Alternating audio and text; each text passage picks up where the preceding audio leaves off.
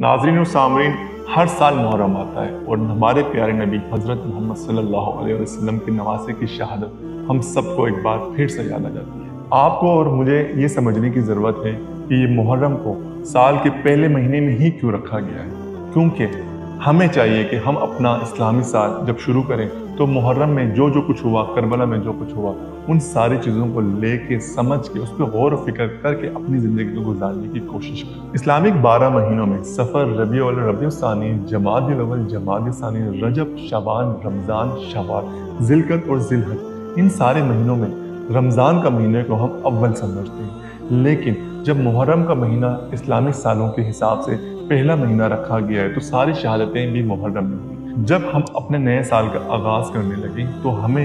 ये गौर फिक्र करना बहुत ज़रूरी है कि मुहर्रम का महीना, करबला का वाक़या, इन सारी चीज़ों को मद्देनज़र रख के अपनी ज़िंदगी को मियाना रबी इख्तियार करते हुए गुजारनी चाहिए। 10 मुहर्रम के वाक़यात में से अगर कुछ वाक़यों को हम सरफ़हरिस्त करके बात करें तो उसमें हज़रत आदम अलैहिस्सलाम की तौबा कबूल की गई थी अरफ़ात में। हज़रत नूह अलैहिस्सलाम की कश्ती जोड़ी के पहाड़ पर जा चुकी थी। हज़रत यूनुस अलैहिस्सलाम को मछली के पेट से जिंदा निकाल दिया गया था। इन सब के बाद जो पहाड़ टूट पड़ा था, हमारे प्यारे नबी हज़रत मोहम्मद सल्लल्लाहु अलैहि वसल्लम के नवासे इमाम हुसैन अलैहिस्सलाम की ख़ानदान की शहादत, ये सारे वाक़यात जो हमने मुहर्रम के दिनों में देखी और अपने बड़ों से सुनी।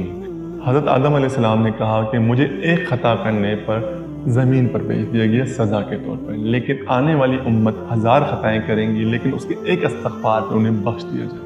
और हमारे दरमियान कुछ ऐसे लोग भी मौजूद होते हैं जो मुहर्रम का तक़द्दुस तो पामाल करते ही हैं, लेकिन अपनी ज़िंदगी में वो थोड़ी सी भी तब्दीली लाने की कोशिश नहीं करते। मुहर्रम के महीने को जस्ट एक मुहर्रम का मंथ समझ के गुजार लेते। अगर इसकी एक छोटी सी मिसाल मैं आपको देता चलूँ कि ऑफिस में जो लोग काम करते हैं या जो मजदूर हजरात होते हैं या इसके अलावा जो बिज़नेस से रिलेटेड जो लोग होते हैं, जो 2 या 3 दिन छुट्टियों के होते हैं, उसमें लोग घूमने चले जाते हैं, उस मन का एहतराम नहीं करते, समझते नहीं कि छुट्टी क्यों मिली आखिर। लोग अपनी फैमिली के साथ एंजॉय करने के लिए नॉर्दर्न एरियाज चले जाते हैं, बाहर मुल्क चले जाते हैं, लेकिन ऐसे सैर तफरी में अपना वक्त गुजार देते हैं कि इस छुट्टियों को वो इंजॉय करके गुजार देते हैं और ये जो मुहर्रम का मंथ है वो इसी तरह गुजरता चला जाता है। तो इन सब बातों का मकसद ये है कि मुहर्रम के महीने में हमें कुछ चीज़ें फॉलो करनी चाहिए, जिनमें सबसे जो पहली चीज़ है वो है एहतराम। अगर हम रोज़मर्रा ज़िंदगी में गाने सुनते हैं, म्यूज़िक का इस्तेमाल करते हैं या गालम गलोच करते हैं या किसी के साथ बदतमीज़ी से पेश आते हैं या किसी के साथ आप भाईचारगी से पेश नहीं आते, तो ये मुहर्रम का महीने में ही आपको चाहिए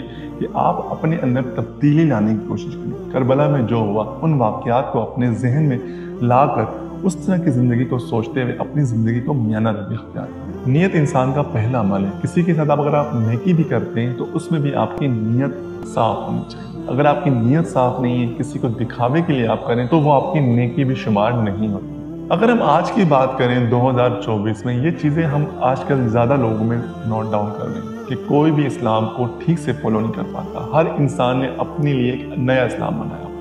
अगर किसी को हम तनकीद बराए इस्लाह करने की भी कोशिश करें तो वो अपनी तरफ से एक इस्लामिक फ़िलॉसफी दे देता है। जैसे कि अगर मैं कहीं किसी को कहता हूँ कि आप ये चीज़ ना करें, इससे आपकी नमाज बातिल हो सकती है, आप ये चीज़ ना करें, आपकी वज़ू बातिल हो सकती है, तो वो आगे से यही करेंगे कि मेरी नीयत साफ़ है, क्योंकि उसने अपने अंदर वो चीज़ समझने की सलाहियत ही ख़त्म कर दी कि वो किसी की बात सुने और उस पर अमल करें। अगर मैं अपने नुक्ते नज़र से बात करूँ तो इस्लामिक साल 1446 हिजरी में हम दाखिल हो चुके हैं। अगर इसी टाइम 2024 में हम अपने इर्द गिर्द, अपने सोसाइटी, अपने माशरे में देखते हैं तो हर किसी के पास मोबाइल है, हर किसी के पास लैपटॉप है, हर किसी के पास गाड़ी है, हर किसी के पास इलेक्ट्रॉनिक चीज़ें हैं। इसकी वजह यह है कि अगर एक बंदा इलेक्ट्रॉनिक चीज़ों का ज़्यादा इस्तेमाल कर रहा है तो उसकी दिमाग की जो समझने की सलाहियत है वो भी मशीन की जैसी हो जाती है। जिस तरह की एक मशीन सोचने समझने की सलाहियत से कासिर है, इसी तरह इंसान के अंदर भी वो तब्दीलियाँ आ जाती हैं और इंसान किसी को समझने से बालातर हो जाता है,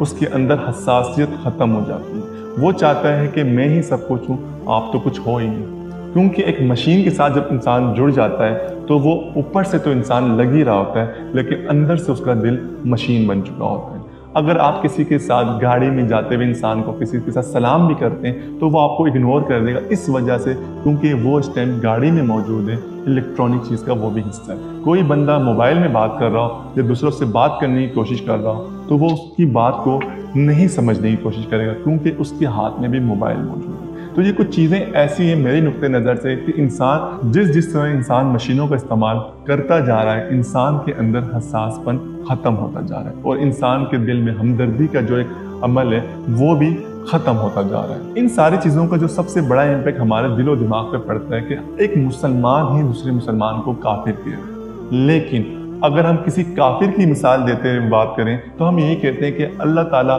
اس کو موت سے پہلے کلمہ نصیب کر دے۔ مطلب ہماری سوچنے سمجھنے کی صلاحیت اس حد تک نیچے چلی گئی ہے کہ ہم ایک مسلمان کو تو مسلمان تسلیم نہیں کر رہے، لیکن ایک کافر سے یہ توقع کر رہے ہیں کہ وہ مرتے ہوئے کلمہ پڑھ کے یہ اس دنیا سے چلا جائے۔ ان ساری چیزوں کو اگر ہم قصوروار ٹھہرا دیتے ہیں کہ یہ مشینری آئٹمز کی وجہ سے ہمارے اندر حساسیت ختم ہو چکی ہے، اسی وجہ سے لوگوں کے مرنے کا دکھ لوگوں سے ختم ہو جا رہا ہے، لوگ کسی کی خوشی میں خوش نہیں ہو پا رہے، لوگ اپنے آپ میں ہی ایک زندگی کو لے کے بیٹھے ہوئے ہیں۔ اگر ہم تھوڑا سا وقت نکال کے جسٹ یہ سوچیں کہ ہم آخرت میں کیا لے کے جائیں گے، ہم آخرت میں کیا یہ لے کے جائیں گے کہ ہم کسی سے بات چیت نہیں کرتے تھے، ہم آخرت میں یہ لے کے جائیں گے کہ ہم کسی کے ساتھ میانہ روی اختیار نہیں کرتے تھے، ہم آخرت میں یہ لے کے جائیں گے کہ ہم کسی کی بات کو سمجھتے ہی نہیں تھے، کیا ہم آخرت میں یہ لے کے جائیں گے کہ ہم نے اپنے ماں باپ کے ساتھ اچھا سلوک نہیں کیا، کیا ہم آخرت میں یہ لے کے جائیں گے کہ ہم نے فرقہ واریت میں ہی اپنی زندگی ختم کر دی، کیا ہم یہ آخرت میں لے کے جائیں گے کہ ہم نے اپنے بچوں کو ٹائم نہ دے کے اپنے ایک الیکٹرانک چیزوں میں ٹائم دے کے اپنی زندگی کو ختم کر دی۔